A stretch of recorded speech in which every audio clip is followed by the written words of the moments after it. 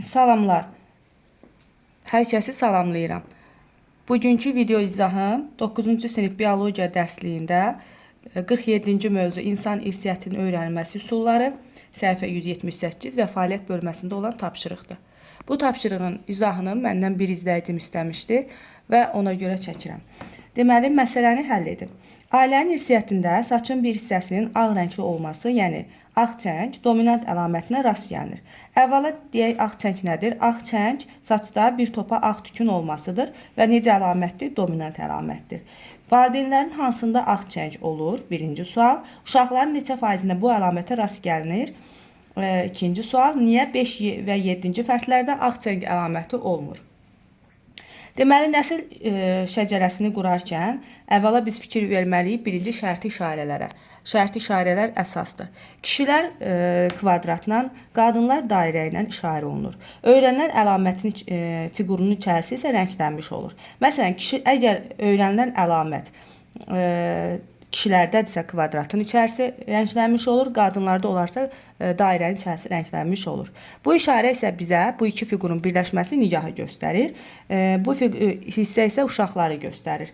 Deməli, biz baxırıq ki, valideynlərdən hər ikisində fiqurların içərisi rənglidir. Deməli, öyrənilən əlamət, yəni ağ çəng əlaməti hər iki valideyndə, həm anada, həm də atada var. Və bu əlamət dominant əlamətdir. Biz uşaqlara baxmadan bu valideynlərin genotipini təyin edə bilərikmi? Gəlin əvvəla fikirləşək. Valideynlərin genotipi öyrənilən əlamət dominantdırsa, dominant homozigotda ola bilər, dominant heterozigotda ola bilər.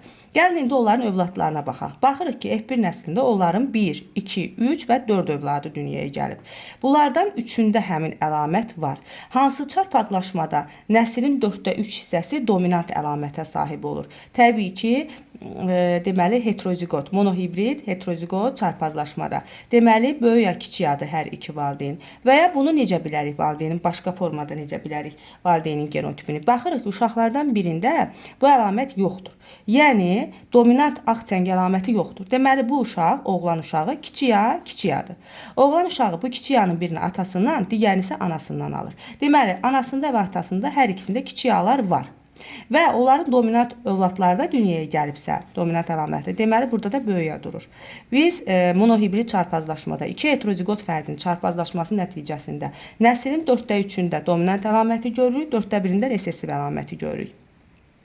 Həmin bu oğlan uşağı özü bir ağ çəng əlaməti daşımayan xanımla evlənir. Xanımın da biz genotipini yaza bilərik. Və onda belə çıxır ki, bunların 5, 6, 7 və 8 ilə işarə olunan bütün övladlarında genotip kiçik adı. Çünki bizdə şərtdən niyə 5 və 7-ci fərdlərin ağ çəng əlaməti olmadığını soruşur. Ona görə onun nə atasında, 5 və 7-ci fərdin nə atasında, nə anasında dominant A geni, böyük A geni yoxdur və ona görə də resessiv formada ağ çəng əlaməti yoxdur. Hətta deyərdim ki, 6 və 8-də burada görürük ki, onlar da kiçik A, kiçik adı. Sonra baxırıq bu iki deməli övlad, bir qız, bir oğlan. Bunlar belə deyək də subaydır. Burada belə görsənir. Digər qız isə ağ çəng əlaməti olmayan bir kişi ilə ailə həyatı qurur. Qızda isə ağ çəng əlaməti var. Və ağ çəng əlaməti varsa, deməli böyüyə yanını boş buraxıram. Bilmirəm, deməli heterozigot yoxsa homozigot vəziyyətdədir. Ailə qurduğu kişi isə ağ çəng əlaməti yoxdur, kiçik adı. Baxıram ki, 4 uşaqdan ikisində 2 və 4-cü uşaqlarda ağ çəng əlaməti var, 1 və 3-də isə yoxdur.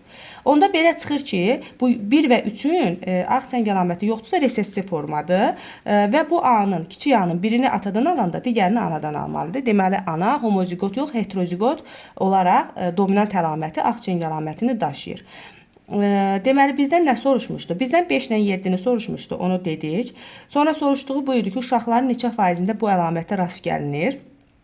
Burada hətta 2 ilə 4-ündə biz genotipini tapa bilərik. Bu analiz edici çarpazlaşmadır da, monohibrid analiz edici çarpazlaşma.